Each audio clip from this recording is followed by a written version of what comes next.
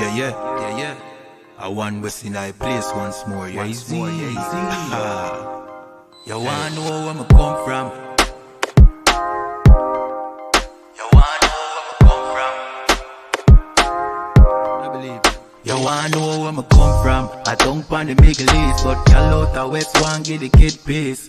Me take over to pretty Christine. A big broad smile and giggling teeth. Have a brand new 4-5 pretty Christine. We deal with the chica press pretty pristine. Them say them bad but we no intrigue. If you this now you top 10 killing increase. And we no join both sides. One West are the best you fi know boy. You put a S on your chest when the chrome pint. Every bone a broke when left lone tribe. They could force right boy if you know your size. Don't see me on the street on a force fight. You get ratchet knife in your throat pipe. Man will make your chop flesh like your ghost rise. Give up the ghost, make it boat wide. Y'all shut up, bend over, pan to a pint. Fuck you, make you get wet like a boat ride.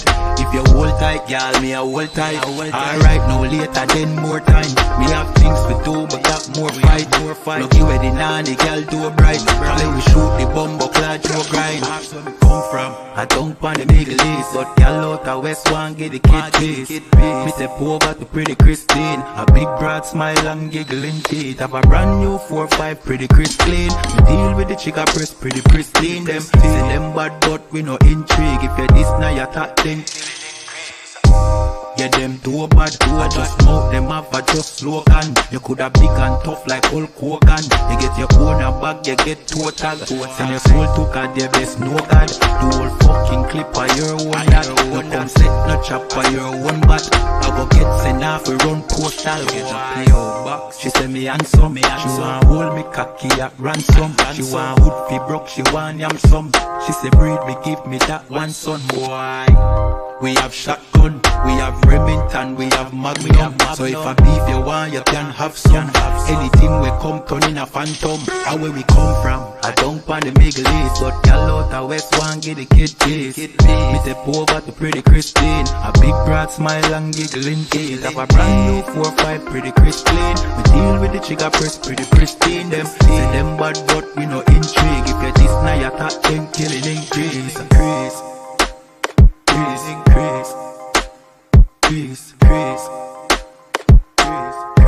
You know, yeah, Z. I want West in I building. You know when we come through, just hide the gal them and hide the liquor.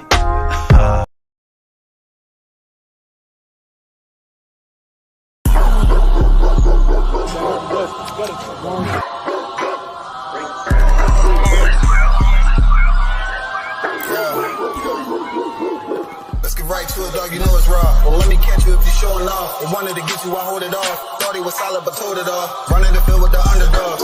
Don't wanna get involved. I can admit it, I know what it's time, and I'm tripping, I gotta regroup. Niggas will fumble a bag. I get to the cash fast, gotta salute. I've been a hustler, look how I'm coming up. You running your mouth, better run it up. I'm running this shit like a big dog. Living my movie, they pissed off. Pushing the law, cause we in charge. They gon' play this in the synagogues. How do I feel? I'm feeling great. Bigger the problem, the bigger the plate. Making my move, that shit gotta wait. Ahead of my time, keep it in line. Put on their face. I just learned to keep it all to myself.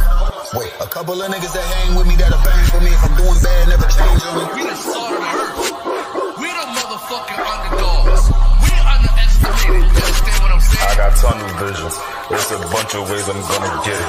It's my way or the highway if you ain't fucking with it. Do what I say or go about your fucking business and take this money with you. I ain't dealing with no fucking children if they not my own. Going by myself, I'ma die alone. These bitches catch my wave and more just hopping on. They hear what I make, it starts to turn them on. I think it's sorcery, the way they rob the bone. The black magic stick, they stopping by my home when I'm not even home. I'd rather be alone, so I can conquer shit, and I can see it wrong. I just keep popping shit, cause I won't be here long. I'm hopping on the road, and get my diesel blown. She wanna drop it low, and get her eagle on. My new bitch bad as fuck, she look like me alone. I came up from the dirt, was born right under y'all. Then just like God of wine, said I just want to ball. These niggas seasonal, I watch them leave and fall. The last gon' finish first, cause we some underdogs.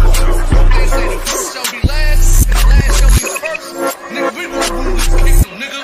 This one West. Talk to 'em. Pride to the sunset. Slide to the moon for a boss. All said ghetto, then I got him, that's my doggy dog. Don't bark, gotta mean bite, we them underdogs. Almost off the wire, 5 yards, I'm pressing all of y'all. 9 niggas up like I'm director from a casting call. I don't give a fuck, you want beef, next to all of y'all. UPK priest, lace up boost, then it's time to ball. The clip name Wendy, all these shells, I'ma let them fall. Niggas claim they better than like who they think they better than. One West Soldier, best believe we got that medal in. Last name Cannon, cause I still got them drummers in. Kept I set that trap to hell, yeah, I'ma let them know. Underdogs, you niggas trippin', we'll be poppin' on you sniffin'. Real crafty with that smithin', lock in on the mission, rockin' all out. Who the type to hop out, you be bitchin', cop the crew time. Now the Glock, glitch it, nigga.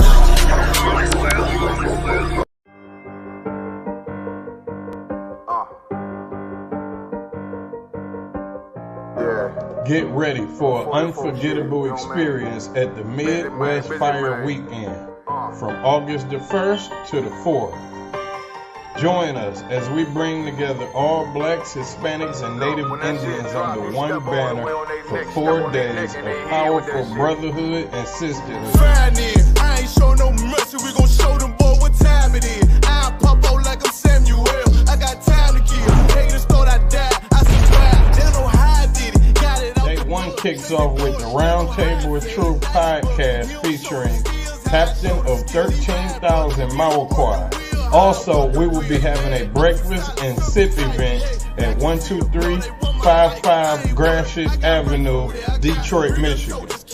Then, we will be having scripture breakdown with none other than 12 Shield General Muhammad from 7 p.m. to 9 p.m. Then later, we will be having game night.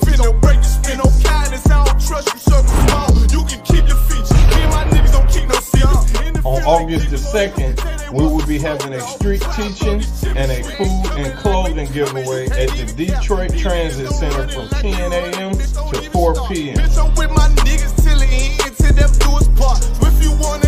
Then you could join 13 Shield Commanding General Yohana for a powerful discussion. Our theme is real and are they among us? From 7 p.m. to 9 p.m. After that, we will be having late night activities at our bar on 21530 Gratiot Avenue. On August the 3rd, we will be visiting the Charles H. Wright Museum from 12 p.m. to 2 p.m. And join us at the Action Impact Gun Range from 3 p.m. to 6 p.m. We having an album release party at Flood's Bar and Grill for none other than Captain of 13,000 of Clyde Abarai. Then, last but not least, we will be having the 7th annual Midwest Barbecue at Chandler Park from 10 a.m. to 8 p.m. This is not like any other barbecue you ever been to. Bring your children, bring your family and friends. It's free food and it's a safe environment.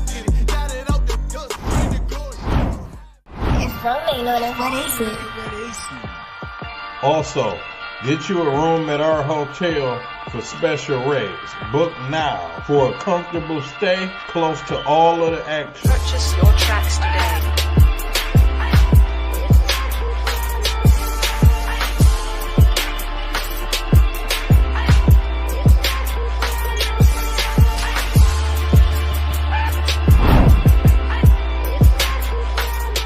Support the Midwest Fire Weekend by donating to our GoFundMe. Visit the GoFundMe link in the description or scan the QR code to make a difference. Boston, it made niggas regroup. Had to shed light on the false image. UPK whole court. Now who the fuck won scrimmage to? We're getting ready to have a Midwest Fire Weekend. The ISPK Chicago coming at you once again to let you know about the Midwest Fire Weekend. Came to speak to you about some events we're having in Detroit, Michigan. Fire Weekend, Thursday, August 1st to Sunday, August 4th. Inviting all single blacks, Latinos, and Native American Indians to our Midwest Fire Weekend. And we know what it is.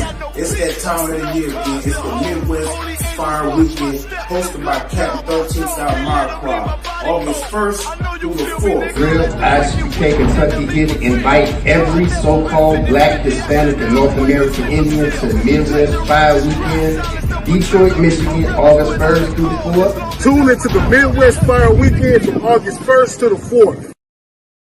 Don't miss out on this incredible event.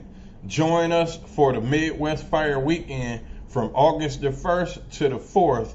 Visit www.isupk.com or scan the QR code for more information.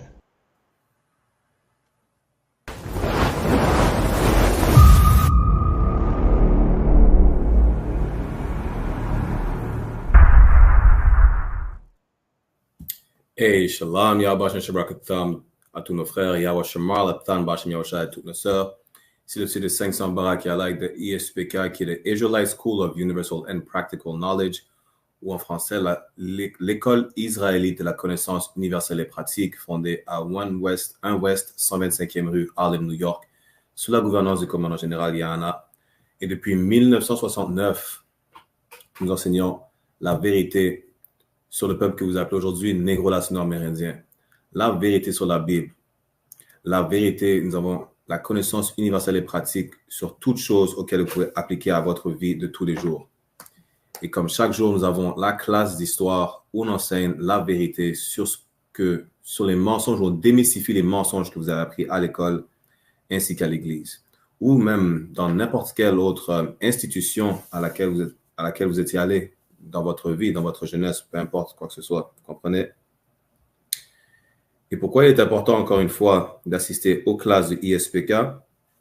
Parce que dans aucune autre institution, aucune organisation, aucun groupe de personnes ne va vous montrer la vérité. Ils vont toujours vous induire en erreur.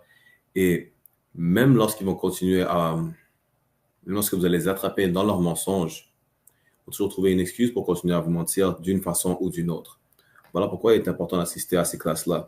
Voilà pourquoi il est important de comprendre que le peuple que vous appelez aujourd'hui négro-latino-amérindien sont les véritables juifs bibliques de l'Antiquité. Parce qu'à cause du manque de connaissances que vous avez, c'est l'une des raisons premières pour laquelle notre peuple est détruit aujourd'hui. Voilà la raison pour laquelle nous vivons dans l'enfer dans lequel nous vivons. Contrairement à ce que l'Église catholique vous apprend, à ce que l'Église chrétienne vous apprend, l'enfer n'est pas un lieu sous terre où vous allez brûler pendant l'éternité après votre mort. C'est là que Shalom Marwan Yabashim Shabbat War for tuning in. Encore une fois, l'enfer n'est pas une place où vous allez brûler pour l'éternité après votre mort. Non, comme on a vu la semaine dernière, l'enfer est une condition de vie. Et nous vivons en enfer. Les négro-latinos-amérindiens, nous sommes littéralement en enfer, dans des conditions de vie infernales, des conditions de vie déplorables. Allez voir Haïti, allez voir l'état des Antilles après l'ouragan Beryl qui vient juste de passer. On vient juste de subir un ouragan dans les petites Antilles, ainsi que ça rappelle la Jamaïque. Allez voir le résultat. Ça, c'est l'enfer. La condition dans laquelle Haïti est en ce moment, c'est l'enfer. Encore une fois, il n'y a pas un lieu sous terre où un homme avec des sabots et des cornes sur la tête va vous attendre après votre mort. Ça, c'est le dogme du christianisme. C'est le dogme du catholicisme. Et qu'est-ce qui est inclus dans ce dogme? Le purgatoire. Qui, si vous péchez, mais que le péché n'est pas si pire, au lieu d'aller en enfer, les catholiques vous apprennent que vous avez une chance de vous racheter. Vous avez une chance de purger votre âme. Voilà pourquoi ils appellent ça le purgatoire. Parce que vous avez une chance de vous racheter. You have a chance to redeem yourself. Comment? Eh bien, au lieu d'aller en enfer, vous allez au purgatoire. Et au purgatoire, il y a une montagne que vous allez gravir. Et suite à ça, vous avez une chance de finir dans ce qu'ils appellent le paradis. Dans ce qu'ils appellent une place dans les nuages. Vous allez flotter pour l'éternité. Mais vous devrez juste, n'importe qui a du grand bon sens devrait comprendre que il n'y a aucune chose comme l'enfer, le purgatoire ou le paradis comme l'Église catholique ou chrétienne l'enseigne. C'est pas pour vous, mais si vous n'avez jamais pris un avion, sachez que l'avion passe au-dessus des nuages. Et je n'ai vu aucun royaume, aucune porte dorée. I never seen no heavenly pearly gates above the clouds by taking a plane. Vous comprenez? Mais beaucoup de mensonges, ils vous l'expliquent. Mais lorsque vous comprenez ce qui est dans la Bible, que vous comprenez que ce livre est votre constitution et votre histoire, vous comprenez que ces mensonges-là ont déjà été prophétisés. Donc, on nous a déjà averti que une personne, un peuple, une institution nous mentirait sur ce qui est écrit dans la Bible, nous mentirait sur la vérité de Dieu et aurait tourné la vérité de Dieu en mensonge. C'est aussi simple que ça. Et quand la Bible dit de prouver toutes choses, laissez-moi vous prouver de quoi je parle. Pour ceux qui veulent voir mon écran, ce que je vais partager, parce que nous sommes live sur ISPK Montréal sur TikTok, vous pouvez aller sur notre chaîne YouTube ISPK Montréal, France, Martinique ou Haïti. Et aussi, si vous voulez faire partie de l'école, juste cliquez sur le lien de présence dans le chat. Allons dans Romains, chapitre 1, verset 25. Bien sûr, si vous avez des questions, des commentaires, mettez-les dans le chat. The class is in French, but if you have any questions or comments, feel free to put them in the chat.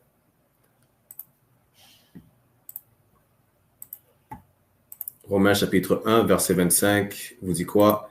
Ils ont changé la vérité de Dieu en mensonge et ont servi la créature au lieu du Créateur. Ça, c'est l'Église qui a fait ça. Ça, c'est notre oppresseur qui a changé la vérité de Dieu en mensonge, qui vous a dit que lorsque vous mourrez, la vie se termine. Vous allez soit en enfer ou au paradis. Mais que si vous êtes un pécheur et que le péché n'est pas si pire, eh bien, vous avez une chance de vous racheter en allant au purgatoire et gravir une montagne. Alors que la Bible vous dit quoi? La Bible vous dit qu'il n'y a pas un péché pire qu'un autre. Si vous êtes un voleur, vous êtes au même niveau que si vous êtes un homosexuel. Vous êtes au même niveau que si vous êtes un pédophile. Vous êtes au même niveau que si vous êtes un meurtrier. Il n'y a pas de péché pire qu'un autre. Vous êtes un tueur en série, vous êtes au même niveau qu'un fumeur. La Bible dit qu'il n'y a aucun péché qui excède un autre, qui est au-dessus d'un autre. Mais l'Église vous dit quoi? L'Église vous dit que si votre péché n'est pas si pire, si vous n'êtes pas si mauvais que d'autres, vous comprenez, vous avez une chance d'aller au purgatoire. Vous avez une chance de vous racheter. Vous avez une chance de purger votre âme. Alors qu'on va voir que la raison pourquoi vous pensez qu'il y a une chose telle que le purgatoire, la raison pourquoi vous croyez au mensonge de l'Église, en partie, vous pouvez dire que c'est à cause d'un homme appelé Dante, mais ce n'est pas à cause de lui personnellement, spécifiquement. Mais il a écrit 3 poèmes. Premièrement, l'enfer qu'on a vu la semaine dernière, ainsi que le purgatoire qu'on va voir aujourd'hui. Et si on a le temps, le paradis, sinon on fera le paradis la semaine prochaine. Mais le point est que dans ce temps-là, qui était suite au temps médiéval, lorsque l'Église commençait à reprendre le pouvoir et que l'Empire caucasien reprenait le pouvoir, ils ont voulu retourner dans ce qu'ils appellent l'Antiquité classique. Donc, ils ont voulu l'Antiquité classique qui était le style gréco-romain. Et en faisant ça, c'est lorsqu'ils ont, comment on appelle ça? Ils ont commencé à blanchir toutes les images. Voilà pourquoi aujourd'hui vous avez l'image de Christ qui est blanc. Voilà pourquoi les images des apôtres et des prêtres sont blancs. Parce que pendant la Renaissance, qui est juste après le soi-disant Moyen-Âge, ils revenaient à l'Antiquité classique et ils ont tout repeint en blanc. Et ce qu'ils ont repeint, c'est non seulement ce qui était dans la Bible, mais aussi ça inclut les images telles que les images que vous avez aujourd'hui de l'enfer, avec les démons, les monstres et les morts dans un puits de feu. Pareillement, le purgatoire, Pourquoi est-ce que ça montre une montagne? Parce que c'est comme ça que Dante l'a décrit dans son poème de Purgatoire. Et que l'Église romano-catholique ou catholique romaine a fait ce qu'elle a engagé des peintres tels que Michel-Ange, tels que Leonardo da Vinci, Botticelli, pour repeindre en blanc toutes ces images-là. Et aussi pour illustrer les 3 poèmes de Dante. Et comme je dis, ce qui arrivait, c'est que dans le temps, c'est pas tout le monde qui avait le droit d'avoir une Bible. C'est vraiment les élites qui avaient le droit d'avoir la Bible. Et même ceux qui avaient une Bible, il fallait qu'ils sachent parler le latin. OK? Et ça, c'était même avant la machine à impression. Donc, comment est-ce que vous faisiez pour avoir une copie de la Bible? Il fallait que quelqu'un la retranscrive à la main. Donc, si vous pensez que c'est dur ou que ça peut prendre du temps de lire la Bible du début jusqu'à la fin, imaginez de la retranscrire page pour page, mot pour mot, du début à la fin. Donc, voilà une des raisons pourquoi ce n'est pas tout le monde qui avait une Bible. Donc, qu'est-ce que l'Église faisait? Pour expliquer ce qui était dans la Bible et pour vous donner une image, eh bien, ils vous ont donné ces images-là que vous avez eues pendant la Renaissance. Voilà pourquoi il y en a beaucoup qui pensent que Jésus est blanc. Voilà pourquoi il y en a beaucoup qui pensent que l'enfer est une place sous terre où vous allez brûler pour l'éternité et que le diable est un homme avec des cornes et une queue et une fourche qui va vous attendre pour vous torturer l'éternité après votre mort. Voilà pourquoi vous pensez qu'il y a une montagne à gravir pour purger vos péchés, qui s'appelle le purgatoire. Et voilà pourquoi vous pensez que le paradis est une place magique dans les cieux, dans les nuages. Parce que personne ne pouvait obtenir une copie de la Bible. Donc, ils vous ont donné des images. Et avoir cette image gravée dans votre tête a plus de pouvoir que si vous aurez pu lire pour vous-même dans ce temps-là. Même comme on avait vu la semaine dernière, l'enfer, Dante, lorsqu'il a été exilé et qu'il a commencé à écrire son poème de l'enfer, il voulait faire, juste pour se venger et faire peur aux riches. Pour se venger et faire peur aux riches qui l'ont exilé. Vous comprenez? Pareillement, l'Église a utilisé ça pour faire peur aux riches qui refusaient de donner ou de payer l'Église. Et pour leur donner une chance, qu'est-ce qu'ils ont fait? Ils ont pris le deuxième poème de Dante, qui est le purgatoire, ainsi que le paradis. Alors que, premièrement, le purgatoire n'existe pas, et que l'enfer et le paradis ne sont pas des places ni en dessous ni au-dessus de la terre, mais sur terre elle-même. Ce sont des places, ce sont des conditions de vie que vous obtenez lorsque vous revenez. Vous comprenez? Pourquoi on dit lorsque vous revenez? Parce que lorsque vous mourrez, ce n'est pas la fin pour vous. La Bible parle de réincarnation. Vous comprenez?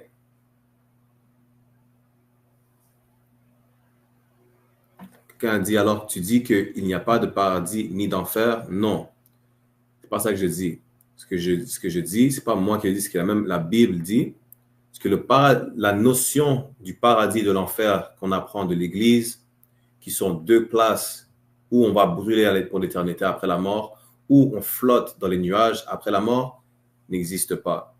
L'enfer et le paradis dans la Bible sont des conditions de vie. Même quand ça parle que Jonas il disait être en enfer, quand il était dans le ventre de la baleine, ou vous voulez dire poisson, peu importe, il disait être en enfer dans le ventre de l'animal qu'il avait avalé, de la baleine. Donc, comment est-ce que vous pouvez expliquer que Jonas est en enfer dans le ventre d'une baleine si l'enfer, selon ce que l'Église dit, est une place sous terre où il brûlait pour l'éternité? Allez demander ça à votre pasteur. Mais encore une fois, comme on lit dans Romains chapitre 1, verset 25, ils ont changé la vérité de Dieu en mensonge et ont adoré et servi la créature au lieu du Créateur. Au lieu d'écouter ce qui est écrit dans la Bible, vous préférez écouter ce que l'Église catholique romaine vous dit alors qu'ils ont volé ses écrits et qu'ils vous mentent par rapport à ça. Jésus n'est pas blanc, l'enfer n'est pas sous terre et le paradis n'est pas dans les cieux après votre mort. Et par exemple, modifier la Bible, prouve alors à ce moment-là qu'ils ont modifié la Bible si tu crois qu'ils l'ont modifié. Parce que moi, je peux te prouver où ça n'a pas été modifié. Vous comprenez? Donc, encore une fois, allons voir certains des mensonges. Allons voir le purgatoire. Qu'est-ce que le purgatoire? Et d'où vient cette notion de purgatoire? Vous comprenez? Je vais juste partager mon écran encore une fois.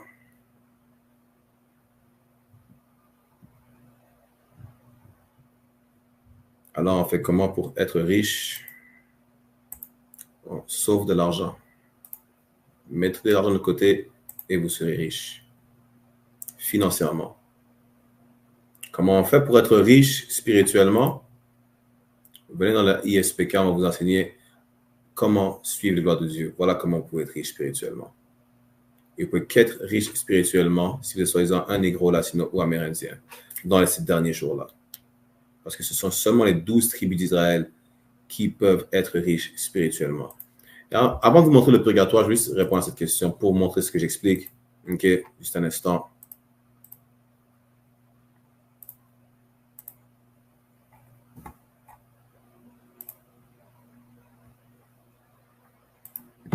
Et ensuite, on va aller dans la définition, on va aller dans qu'est-ce que le purgatoire.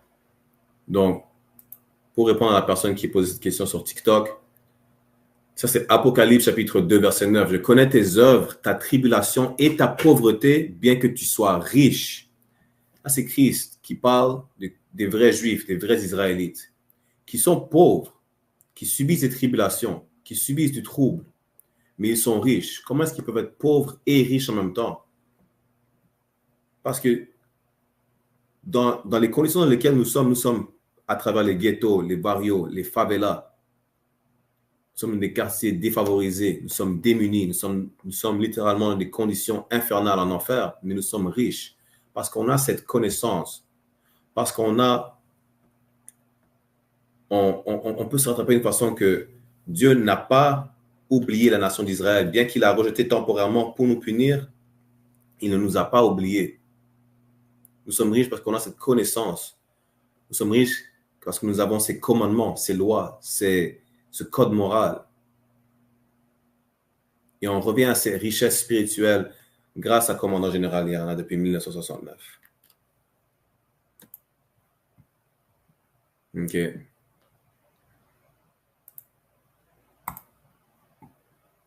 Si tu te suicides, tu vas en enfer. Tu ne vas pas en enfer brûler pour l'éternité. Encore une fois, il n'y a pas de place sous la terre où il brûle pour l'éternité. Si tu veux comprendre qu'est-ce que l'enfer, tu peux aller sur ISPK Montréal, France, Haïti ou Martinique sur YouTube. On a fait cette classe la semaine dernière. L'enfer, c'est une condition de vie. Il n'y a pas une place où tu vas brûler pour l'éternité après ta mort. Peu importe quel péché tu vas commettre. Tu comprends?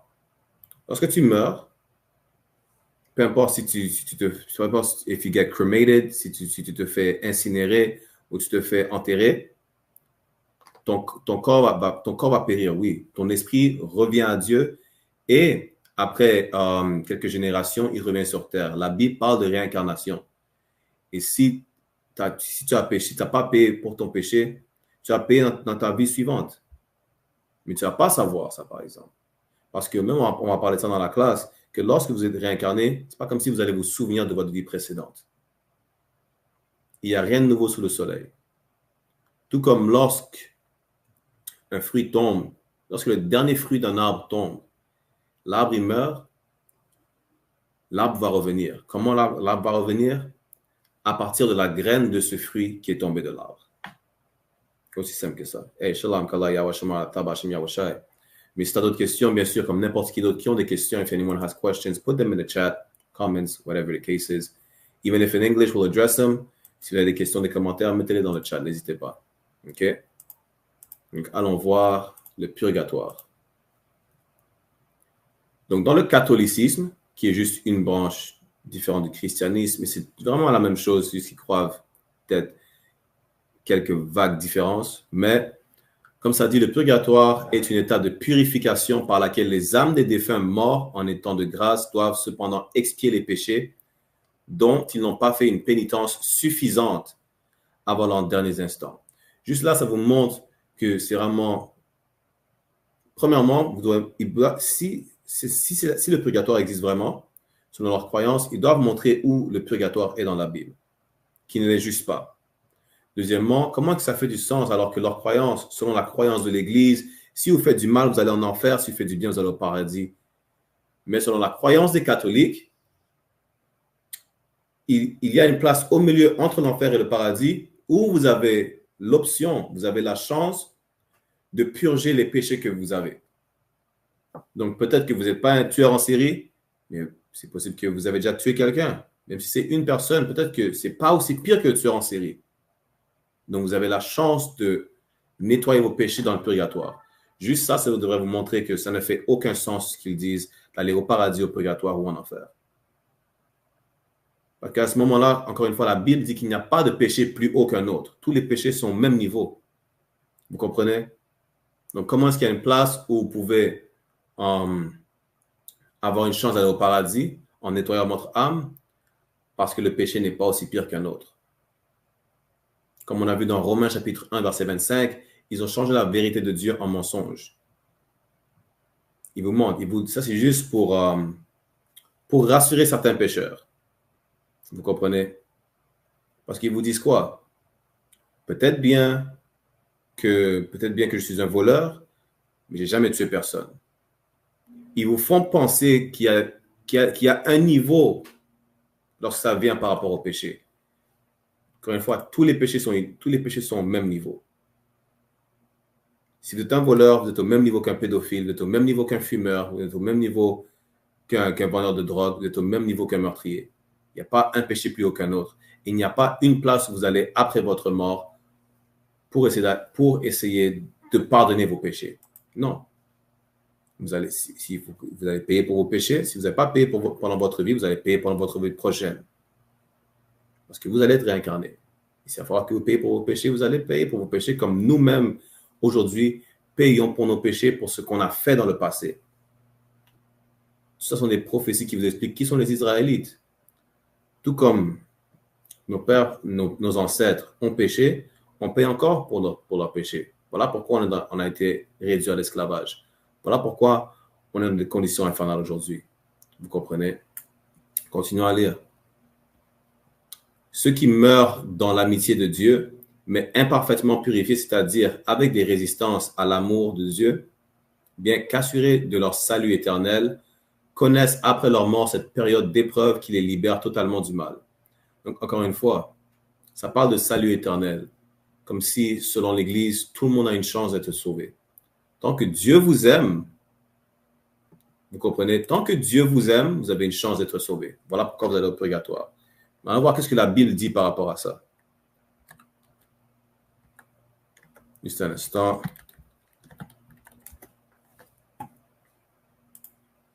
Allons dans Ecclésiastique, chapitre 12, verset 6. Donc, si Dieu vous aime, même si vous êtes un pécheur, même si vous faites du mal, si Dieu vous aime, vous avez la chance d'aller au purgatoire. Selon ce que l'Église dit, mais voyons voir ce que la Bible dit. Dans les Apocryphes, Ecclésiastique, chapitre 12, verset 6, vous dit « Car le Très-Haut est les pécheurs. » L'Église vous dit quoi? Si vous êtes un pécheur et Dieu vous aime, vous avez une chance de vous racheter. Mais la Bible dit que le Très-Haut, la Bible dit que Dieu est les pécheurs. Dieu n'aime pas les pécheurs. Encore une fois, l'Église vous ment en vous disant que vous avez une chance si Dieu vous aime, mais Dieu n'aime pas les pécheurs. Et il punira les méchants et il les gardera du grand jour de leur châtiment. Dieu n'aime pas les pécheurs. L'Église vous ment. Mais selon l'Église, vous avez une chance de vous racheter dans le purgatoire si, même en tant que pécheur, Dieu vous aime. Vous comprenez? Si la notion du purgatoire est une vérité de foi dans le catholicisme, elle n'est pas acceptée par les différents courants du protestantisme ni par l'Église orthodoxe. Donc, même à ça, ce qui vous montre que aller à l'Église, comment vous dire, l'Église n'a pas la vérité. Si l'Église aurait la vérité, il n'y aurait pas de division à droite à gauche pour ça. Il n'y aurait pas de division entre l'Église catholique, l'Église protestante, l'Église chrétienne, l'Église orthodoxe. Voilà pourquoi vous savez que l'Église ne suit pas la Bible. La Bible vous dit quoi? Il faut être sur un et même accord, avoir la même idéologie. Aucune d'entre elles n'a la même idéologie. Vous comprenez? Descendons un petit peu. Et voilà d'où ils ont pris... Voilà, on va voir d'où ils ont pris le purgatoire. 14% dit tu n'as pas la vérité non plus. La vérité est dans le ISPK, le Israelite School of Universal and Practical Knowledge, under Commanding General Yahana, sous la gouvernance du commandant général Yahana. Si tu peux prouver que c'est faux, libre à toi. Donc, les textes bibliques, ça dit quoi? Bien que le mot purgatoire soit absent de la Bible, quelques passages de l'Écriture suggéraient l'existence d'un feu purificateur intervenant après la mort corporelle et l'existence d'un temps d'expiation entre la mort et le pardon des péchés. Donc, le mot purgatoire est nulle part de la Bible. Vous pouvez trouver le mot enfer, vous pouvez voir les cieux, ce qu'ils appellent le paradis, mais vous n'allez pas voir le mot purgatoire dans la Bible. Donc, où est-ce qu'ils sont venus avec la notion d'une place entre l'enfer et le paradis pour vous aider à vous racheter? Où sont-ils venus avec ça? Vous comprenez? Où sont-ils venus avec la notion du purgatoire si c'est nulle part dans la Bible? Ils vont dire qu'il y a quelque chose qui suggère l'existence d'un feu purificateur. Ils vont voir de quoi ça parle.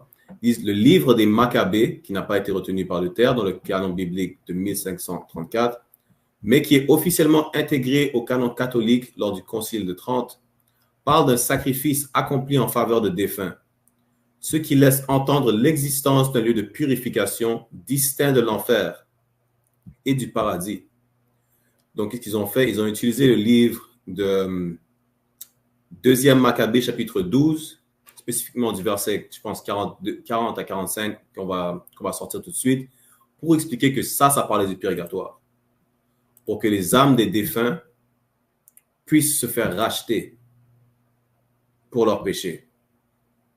Alors qu'on va voir que ce n'est pas de ça que ça parle. Vous comprenez? Juste un instant. Ce n'est pas de ça que ça parle du tout. Et ça parle nullement de racheter les péchés des âmes qui sont mortes. Parce qu'une âme, c'est la personne qui pêche, vous comprenez? Ils vous font croire que vous avez comme un esprit qui sort de votre corps après la mort, okay, qui va soit au paradis, soit au purgatoire, soit en enfer. Alors que c'est nulle part dans la Bible. Et personne ne peut le prouver. Mais allons dans Maccabée, chapitre 12. On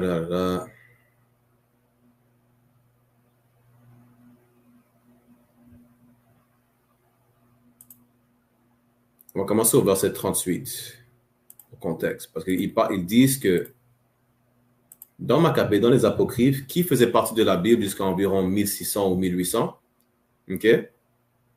Il y a la notion de purgatoire dans le livre des Maccabées. Voilà de quoi il parle. Mais on va voir que ça ne parle pas de purgatoire dans le livre de 2e Maccabée. Continuons à lire, après on va le sortir, ok? Puis, ayant fait une collecte de 2000 drachmes, il l'envoya à Jérusalem afin qu'on offrît un sacrifice pour le péché, agissant fort, bien et noblement d'après le concept de la résurrection. Car s'il n'avait pas espéré que les soldats tombés dussent ressusciter, il était superflu et sot de prier pour les morts. Et il envisageait qu'une très belle récompense est réservée à ceux qui s'endorment dans la piété. C'était là une pensée sainte et pieuse. Voilà pourquoi il fit faire ce sacrifice expiatoire pour les morts afin qu'ils fussent délivrés de leurs péchés. Donc, ok. Le fait, on va lire le contexte de ce qu'on vient de lire dans 2e Maccabée. Parce que le contexte, ça ne parle pas d'une place où les âmes se font racheter après leurs péchés. Non. Et laissez-moi vous montrer ça. Donc, on va commencer au verset 38. 2e Maccabée, chapitre 12, verset 38. Judas rassembla son armée et se rendit dans la ville d'Odolam. Le 7e jour, ils se purifièrent selon la coutume et célébrèrent le sabbat au même endroit.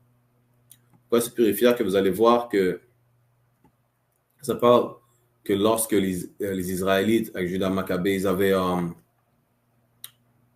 ils revenaient d'une bataille. Okay? Et vous êtes impur ou vous êtes pas propre ou impur lorsque vous avez côtoyé des corps, okay, des cadavres.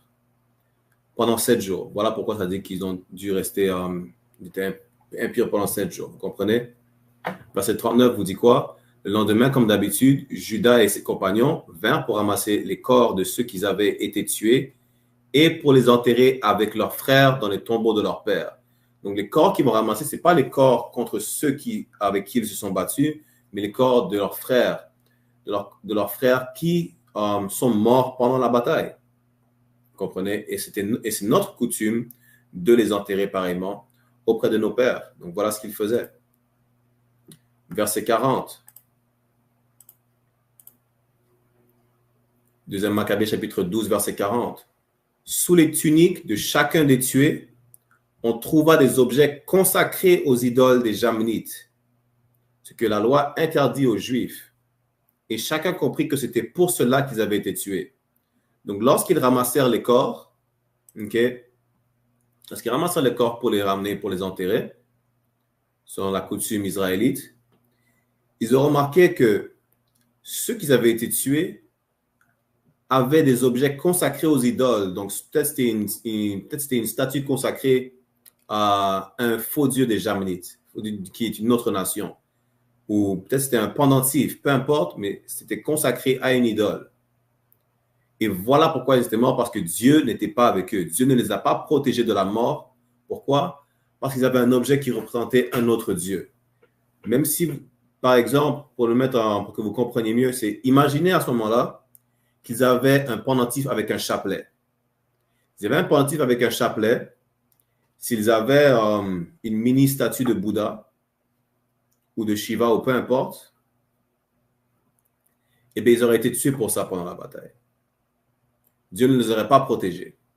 Pourquoi? Parce qu'ils avaient quelque chose qui représentait une idole ou un faux Dieu. Et Dieu a dit qu'il ne fallait vénérer aucun autre Dieu que lui. Et voilà pourquoi ils sont morts. Judas et ceux qui sont demeurés en vie ont constaté que leurs frères qui sont morts avaient des objets consacrés aux idoles d'une autre nation, ce qui est contre la loi. Et si vous allez à l'encontre de la loi, eh bien vous péchez. Et voilà pourquoi ils ont été tués. Ok, allons verset 41.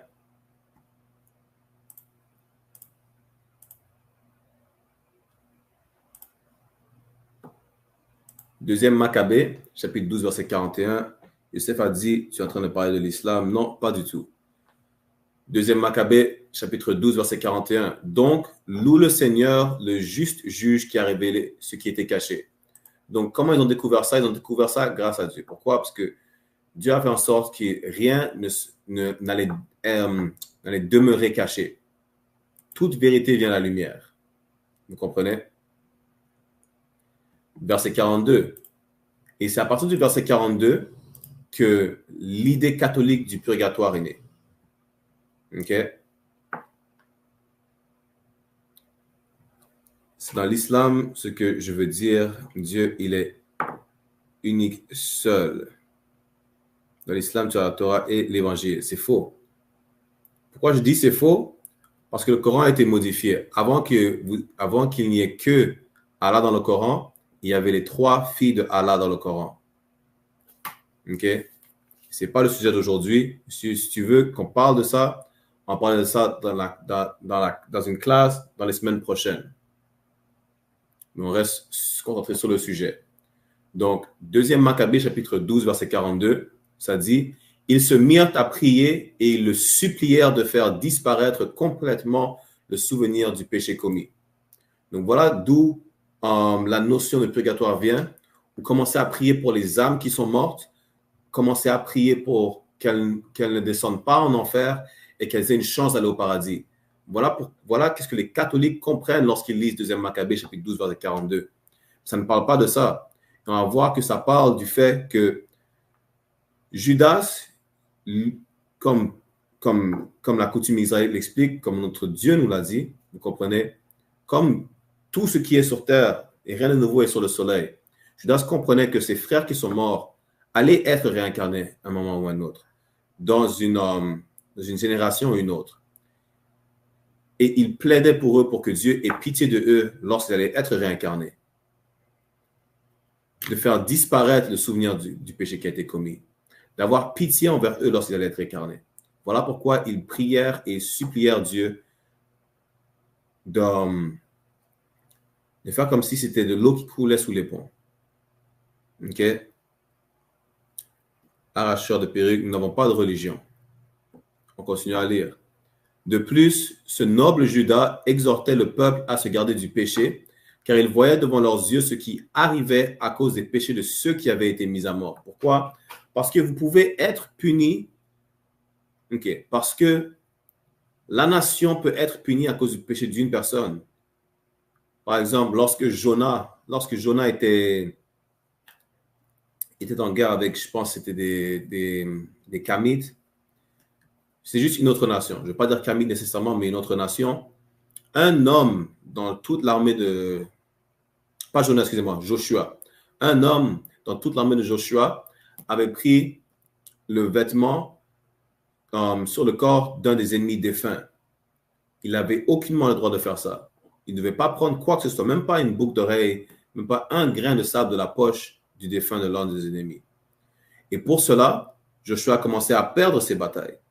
Joshua a demandé à Dieu, mais pourquoi est-ce qu'il commence à perdre ses batailles alors que c'est un homme droit, c'est un homme juste, un homme qui n'a jamais désobéi à Dieu.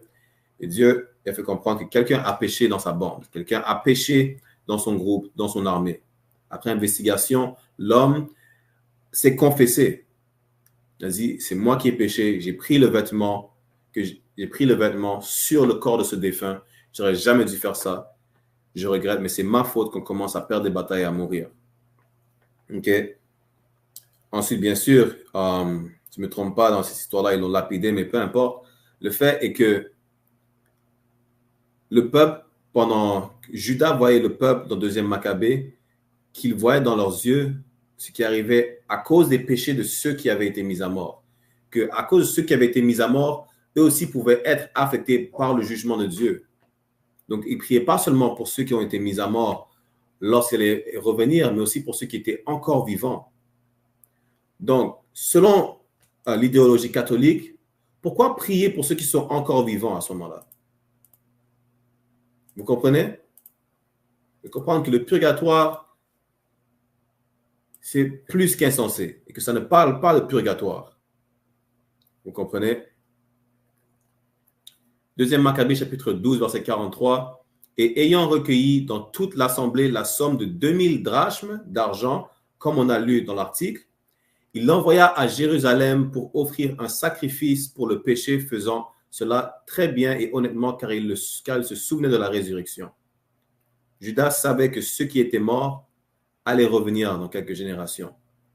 Pourquoi il a envoyé 2000 drachmes d'argent? Pour faire ce qu'ils appellent une expiation. Okay? C'est pour faire un sacrifice qu'il a donné ça au prêtre. Il n'a pas donné ça à l'église. Vous comprenez? Il n'a pas donné ça à votre pasteur. Ça, c'était dans le temps où on faisait encore des sacrifices. Rappelez-vous que dans l'Ancien Testament, lorsque vous péchiez, qu'est-ce qu'il faisait? Il sacrifiait, par exemple, une colombe. Il sacrifiait une colombe, il sacrifiait un bœuf, il sacrifiait un agneau pour les nettoyer de leurs péchés. Ça, on ne fait plus ça. Mais dans ce temps-là, voilà comment il s'est de demander pardon en faisant des sacrifices. Cette fois, le sacrifice était 2000 drachmes d'argent. Voilà d'où la notion catholique vient d'essayer de prier ou de payer pour le pardon de ceux qui sont morts. Vous comprenez? Mais ce que Judas faisait, pour répondre à Tyrese Canada, ce n'est pas le même Judas que celui qui a été contre Jésus. Vous allez voir que tous les noms dans la Bible, ce n'est pas des noms dans un sens, c'est pas des noms individuels. Tout comme si je parle de Vincent, de quel Vincent est-ce que vous savez dont je parle s'il y a beaucoup plus qu'un seul Vincent sur terre? Donc, il y a plus qu'un Judas dans la Bible. On ne parle pas de Judas qui était le traître, on parle de Judas Maccabée, dans les Maccabées. OK? Donc, verset 44 vous dit quoi? Car il n'avait pas espéré que ceux qui avaient été tués ressusciteraient. Il aurait été superflu et vain de prier pour les morts. Pourquoi? Parce qu'il savait que la résurrection est une vraie chose. Si ceux qui avaient été péchés n'allaient pas être ressuscités et qui avaient aucunement, que leur péché allait aucunement les affecter après leur mort, tout comme ça n'allait aucunement affecter ceux qui étaient encore en vie, il n'aurait pas prié, il n'aurait pas demandé pardon pour eux. Vous comprenez? Mais car il sait qu'ils vont revenir des générations plus tard, il demande pardon. Même si lui-même, Judas, n'a pas péché, il demande pardon pour ceux qui ont péché. Voilà pourquoi il faisait ça. Vous allez voir en verset 45, il vous dit quoi? 2 Maccabée, chapitre 12, verset 45. Et comme il savait qu'une grande grâce était réservée à ceux qui mouraient selon Dieu, ce fut une pensée sainte et bonne. Pourquoi? Parce que ceux qui meurent dans les bonnes voies de Dieu, ceux qui meurent sans avoir péché, ils savent qu'ils vont être bénis. Ils savaient qu'ils allaient être bénis. Ils ne s'inquiétaient pas pour eux. Ils s'inquiétaient surtout pour ceux qui avaient péché et qu'ils allaient revenir et sûrement être nés dans des conditions infernales. Et voilà, ça dit quoi? C'est pourquoi il fit une réconciliation pour les morts, afin qu'ils soient délivrés du péché. Voilà d'où vous avez cette notion de purgatoire. Pourquoi? Parce que selon les catholiques, qu'est-ce que le purgatoire? Le purgatoire est l'endroit où vous allez pour vous faire nettoyer de vos péchés.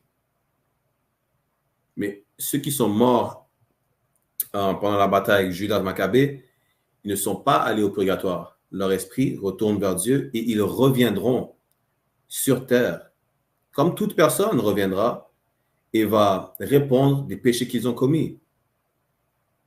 Donnez-moi juste un instant. Allons dans Psaume chapitre 102, verset 29.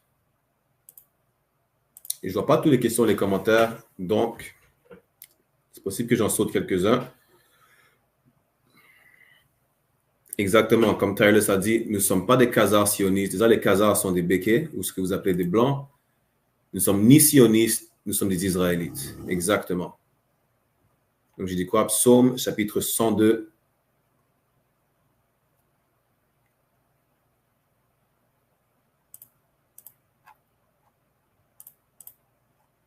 Verset 29. Non, j'ai dit quoi? Pas Psaume chapitre 102, verset 29, excusez-moi. Psaume chapitre, donnez-moi un instant. Je vais vous montrer que lorsque vous mourrez, ce n'est pas pour l'éternité. Vous n'allez pas disparaître, vous allez revenir des générations plus tard. Ok, donnez-moi juste un instant.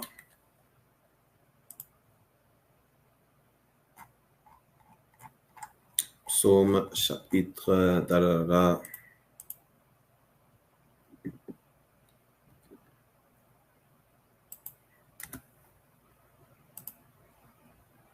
104, verset 29. Excusez-moi pour ça.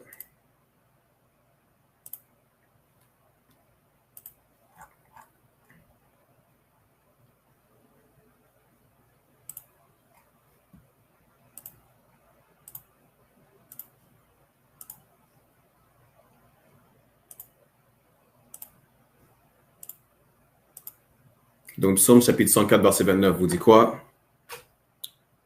Tu caches ton visage, ils sont troublés, tu leur retires le souffle, ils meurent et retournent à leur poussière. Quoi? Parce que notre culture en tant qu'Israélite est de se faire enterrer. Vous comprenez? Lorsque vous faites enterrer, qu'est-ce qui arrive? Qu'est-ce qui arrive lorsque vous faites enterrer? Eh bien, votre corps se décompose, retourne à la poussière. Ensuite, Psaume chapitre 104, verset 30, vous dit, c'est un instant, tu envoies ton souffle et tout est créé et tu renouvelles la face de la terre. Donc, ce n'est pas pour toujours. Tout ce qui est sur terre est renouvelé. Vous comprenez? Tout sur terre est renouvelé. Il n'y a pas une chose qui disparaît pour de bon. Tout sur terre est renouvelé.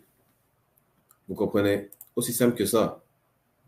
Donnez-moi juste un instant. Allons dans Ecclésiaste. Non, c'est laquelle? Oui, Ecclésiaste chapitre 1, verset 9.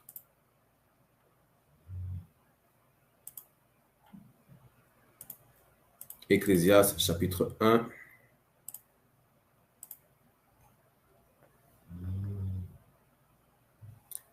Verset 9.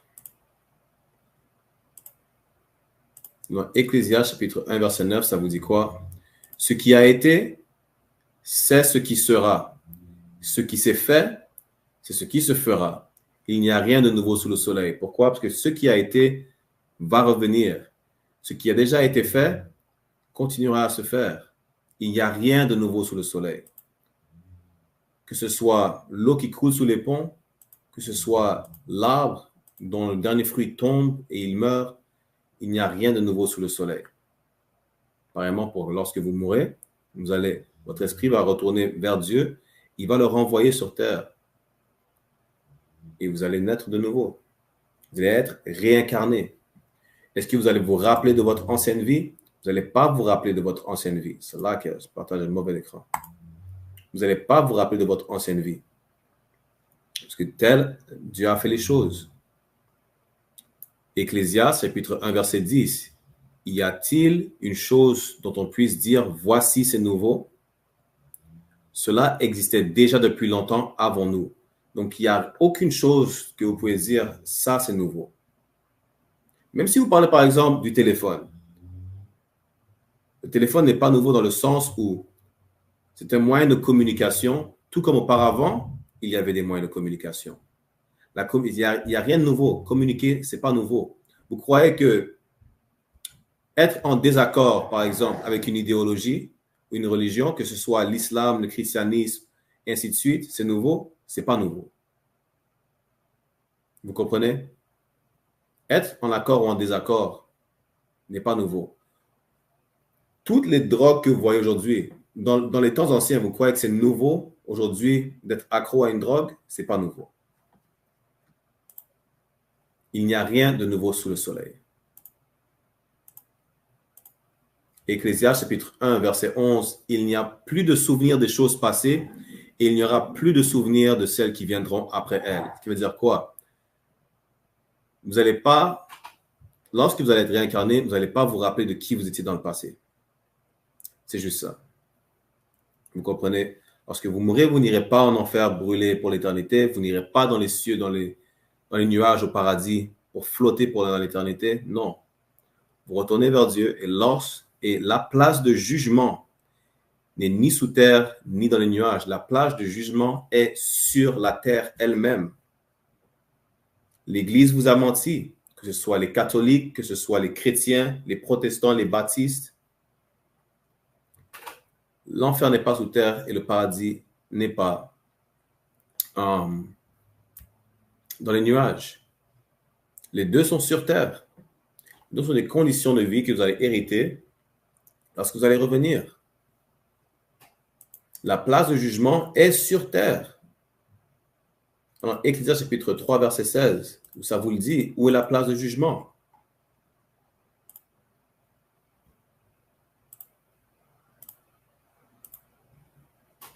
C'est un instant.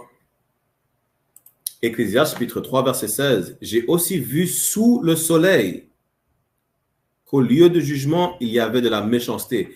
Qu'est-ce qui est sous le soleil? Même pour ceux qui sont sur TikTok, qu'est-ce qui est sous le soleil?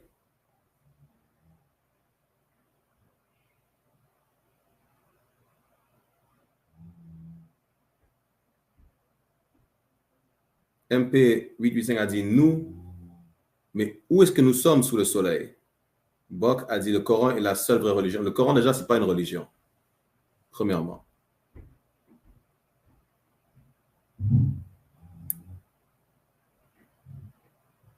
Donc, MP85 a dit nous.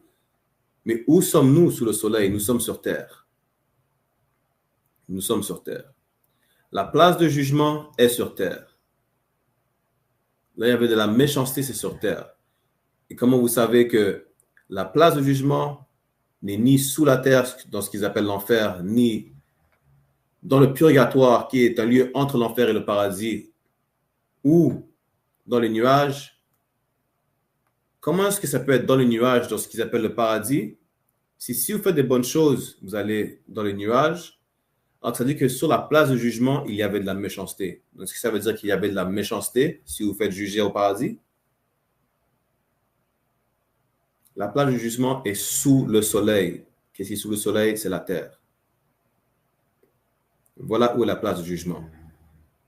Pas sous terre, pas dans les nuages, pas dans une autre dimension où vous allez gravir une montagne pour nettoyer vos péchés. ce qu'ils appellent le purgatoire. Non, la place de jugement est sur terre. Et qu'au lieu de justice, il y avait de l'iniquité. Ça, c'est aujourd'hui. Il n'y a aucune justice aujourd'hui sur la terre. Il n'y a que de l'iniquité et de la méchanceté, que du mal, que du mauvais. Vous comprenez? Verset 17. J'ai dit dans mon cœur, Dieu jugera le juste et le méchant. Donc, le juste et le méchant se feront juger à la même place. Pas dans différentes dimensions. Le juste n'ira pas dans les nuages, le méchant n'ira pas sous terre ou dans une autre dimension, dans le purgatoire, mais ils seront sur terre, sur la place de jugement. Et Dieu jugera le juste et le méchant. Ça ne dit pas qu'il va les juger séparément dans deux endroits différents. Parce que la place de jugement est où? Sous le soleil. Ça ne dit pas la place de jugement pour le méchant est une place différente que pour le juste. C'est pas que la place, parce que s'il y avait une différence, ça aurait mentionné que le méchant se fera juger ailleurs ou dans une place séparée que le juste. Mais non, la place de jugement pour le juste et le méchant est sous le soleil. Encore une fois, Ecclésiaste chapitre 3, verset 17 vous dit, Dieu jugera le juste et le méchant. Pas les deux séparément, les deux ensemble. Car il y a un temps pour chaque projet et pour chaque œuvre. Vous comprenez? Chaque chose a son temps. Arrêtez là. Le purgatoire n'existe pas. Vous comprenez? Le purgatoire n'existe pas. C'est un mot qu'ils ont inventé. On va même vous montrer l'étymologie du terme purgatoire. C'est un mot grec. Excusez-moi, je veux dire, c'est un mot du latin. Étymologie et apparition du mot. Le terme purgatoire vient du verbe latin ecclésiastique purgatorium, emprunté au verbe purgare, qui veut dire purifier ou nettoyer. Voilà pourquoi ils disent qu'ils vont nettoyer vos péchés dans le purgatoire. Si l'idée d'un purgatoire en tant qu'épreuve de purification est très ancienne, le recours à ce mot est plus récent. Le substantif purgatorium n'est attesté pour la première fois qu'en 1133. Écoutez bien, le mot purgatorium, d'où vient le terme purgatoire, est attesté pour la première fois seulement en 1133 dans un texte de l'archevêque de Tours, Hiddelbert de Lavardin. Donc, avant 1133, il n'y avait pas de purgatoire. Il n'y avait aucune dimension où vous alliez pour vous faire nettoyer vos péchés. C'est un mensonge que l'Église a inventé pour vous faire penser qu'il n'y a pas de péché pire qu'un autre. Non, pour vous faire penser qu'il y a des péchés pires que d'autres, alors que la Bible dit que tous les péchés sont au même niveau. Pour vous faire penser que même si après que vous mourrez, vous avez une chance de vous racheter. Le mot désignant le lieu purgatoire, en effet, inconnu avant le 11e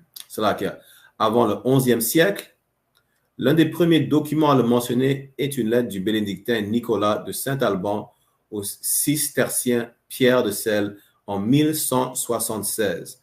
Donc, avant le 11e siècle, il n'y avait aucune mention de purgatoire. Aucune. Le purgatoire n'existait pas.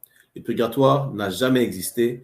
Le purgatoire n'existe toujours pas et n'existera jamais. L'enfer n'est pas sous terre, le paradis n'est pas dans les cieux. Vous comprenez? Et toutes ces images que vous avez du purgatoire, de l'enfer et du soi-disant paradis dans les nuages,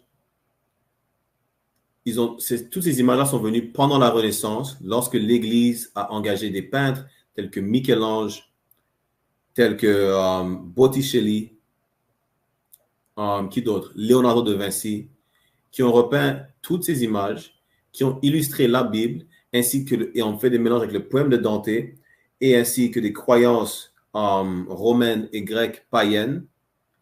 Ils ont mis tout ça ensemble et ils en sont venus à la Renaissance. Pendant la Renaissance, c'est lorsque vous avez eu l'image blanche de Christ. C'est lorsque vous avez eu ces images du purgatoire. C'est lorsque vous avez eu ces images de paradis dans le ciel. C'est là que vous avez eu l'image de soi-disant Dieu qui touche le doigt d'Adam dans les nuages. Voilà où vous avez eu Adam et Ève, l'illustration de Adam et Ève qui sont nus avec une feuille sur eux. Vous avez eu ça pendant la Renaissance. Et encore une fois, pendant la Renaissance, ce n'est pas tout le monde qui pouvait lire la Bible pour eux-mêmes et voir que l'Église ment. Encore une fois, pourquoi? Parce que c'était avant la machine à impression, donc ce n'est pas tout le monde qui peut se procurer une Bible, parce que pour avoir une copie, à part le fait qu'il fallait parler latin, il fallait que quelqu'un transcrive toute la Bible de la première à la dernière page. Donc, ce n'est pas tout le monde qui avait une Bible. Déjà, ce n'est même pas tout le monde qui parle latin, même s'ils avaient la Bible. Donc, ils n'auraient pas pu lire ils n'auraient pas pu déchiffrer les mensonges de l'Église. Vous comprenez? C'est aussi simple que ça. Je sais que la classe était un petit peu courte, mais la semaine prochaine, on va continuer avec le paradis et on va vous amener les images qu'ils ont peintes du paradis. Les images qu'ils ont peintes du paradis. On va vous montrer aussi les poèmes de Dante. Si vous voulez regarder le poème de Dante, vous pouvez trouver par vous-même le poème de Dante, l'enfer de Dante, le purgatoire de Dante, ainsi que le paradis de Dante. Juste gardez en tête que Dante, comment il a décrit l'enfer avec des flammes, des 9 cercles de l'enfer, là où soi-disant, il se bat avec Lucifer en enfer, qui, pour ceux qui ne savent pas, n'est pas le diable. Ok? Il a imaginé tout ça, mais lui-même n'est jamais allé en enfer. Il n'est jamais allé en enfer. Lorsque Dante a écrit tous ces poèmes-là, Dante était vivant. Dante était en exil. Ils ont juste découvert ces poèmes après sa mort. Et la plupart des peintres comme Botticelli et Michel-Ange, lorsqu'ils ont lu ce poème, à part le fait qu'ils ont été engagés par l'Église pour illustrer le poème ainsi que blanchir la Bible, ils étaient fans de Dante. Ils aimaient le poème. Ils étaient inspirés par le poème. Vous comprenez? Vous n'avez pas d'autres questions, vous n'avez pas de commentaires, c'est bon. Encore une fois, on va terminer cette classe courte d'histoire. La semaine prochaine, on va continuer avec le paradis de Dante. OK? On va vous montrer les images qu'ils ont peintes du paradis, soi-disant le paradis. On va montrer les images, on va vous montrer les peintres. Vous pouvez chercher les peintres, Botticelli, Michel-Ange. Ça, ce sont juste les peintres les plus connus. Il y avait des peintres, par exemple, Donatello, Raffaello, par exemple. Vous comprenez? Qui ont pris part à blanchir toutes ces images pour la Renaissance. OK? Avec ça, on va terminer la classe, prendre les annonces de sécurité. Et demain, on va être de retour avec la classe de fraternité enseignée par moi-même, officier de 500 Barakiala avec le ISPK. Mercredi, à la classe de loi avec officier de 1000 Adaya. OK? Autour de la même heure. Et on va débuter les classes de Lashwan Kodash la semaine prochaine. Avec ça, je dis Shalom, Yahweh Shabbat Tam, tous nos frères, Yahweh Shamar Tam, Bashim Yahweh et toutes nos sœurs.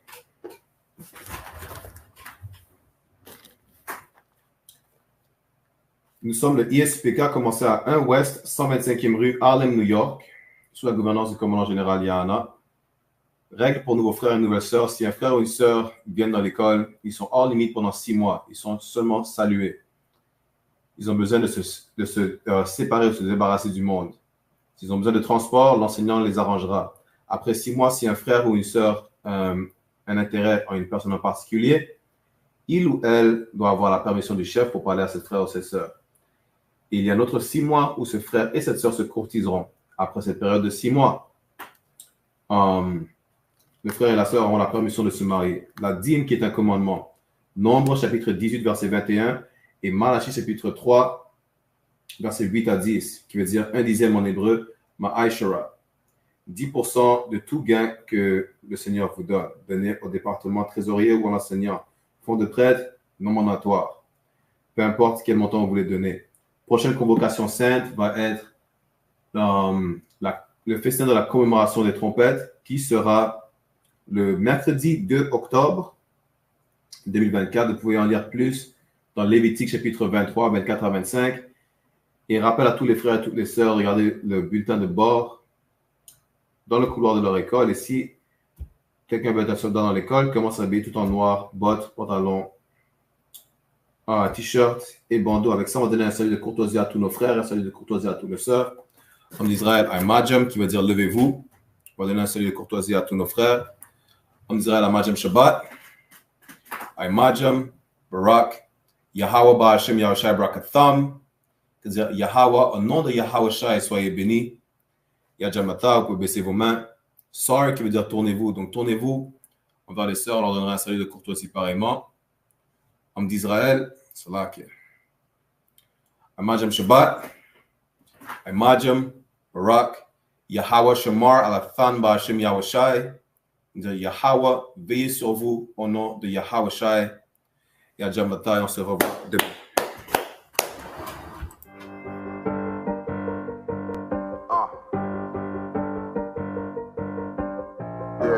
Get ready for an unforgettable experience at the Midwest Fire Weekend from August the 1st to the 4th.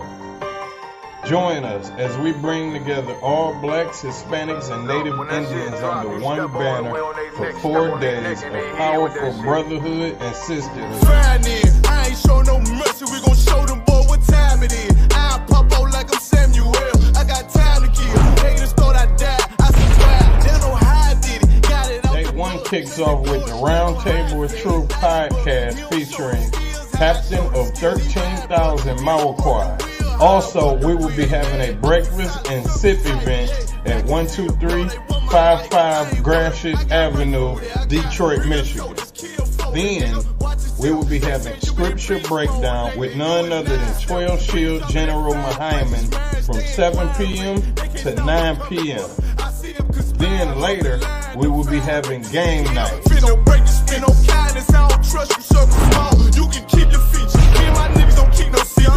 On August the 2nd, we will be having a street teaching and a food and clothing giveaway at the Detroit Transit Center from 10 a.m. to 4 p.m.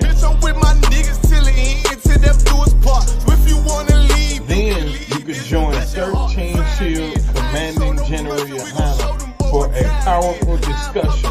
Our theme is real and are they among us? From 7 p.m. to 9 p.m. After that, we will be having late night activities at our bar on 21530 Gratiot Avenue.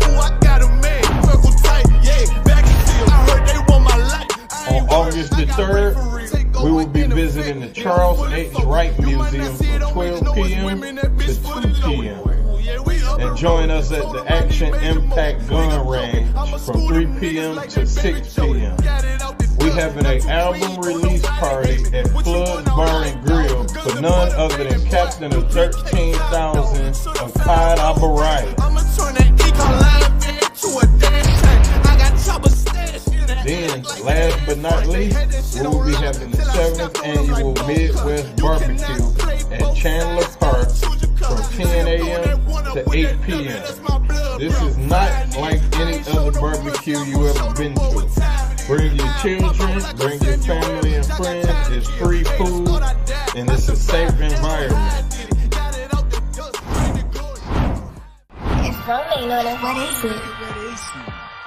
Also, get you a room at our hotel for special rates. Book now for a comfortable stay close to all of the action. Purchase your tracks today.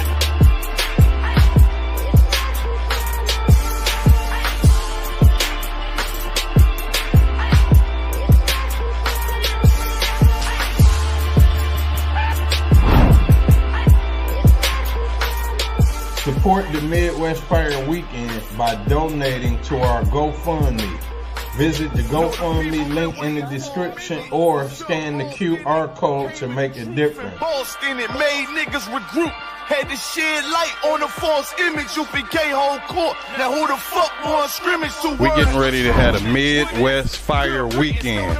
The ISPK Chicago coming at you once again to let you know about the Midwest Fire Weekend. Came to speak to you about some events we're having in Detroit, Michigan. Fire Weekend, Thursday, August 1st to Sunday, August 4th. Inviting all single blacks, Latinos, and Native American Indians to our Midwest Fire Weekend. And we know what it is. It's that time of the year, man. It's the Midwest Fire Weekend, hosted by Captain 13 South Marquardt, August 1st through the 4th. Real ISUPK Kentucky here to invite every so-called Black, Hispanic, and North American Indian to the Midwest Fire Weekend, Detroit, Michigan, August 1st through the 4th. Tune into the Midwest Fire Weekend from August 1st to the 4th. Don't miss out on this incredible event. Join us for the Midwest Fire Weekend from August the 1st to the 4th.